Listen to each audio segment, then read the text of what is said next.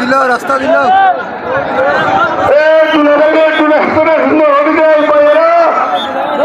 আমরা গণপ্রজাতন্ত্রী বাংলাদেশ সরকারের মাননীয় প্রধানমন্ত্রী মহোদয়কে একটু সুবিধা করে যদি আমরা দিতে পারি তাহলে আমাদের এলাকাবাসীর জন্য এটা দুর্ভাগ্যজনক। ভাইয়েরা, আপনাদের কাছে আবারও সবিনয় অনুরোধ করছি, আপনারা রাস্তা থেকে নেমে গাড়ি যাওয়ার রাস্তা করে দেন।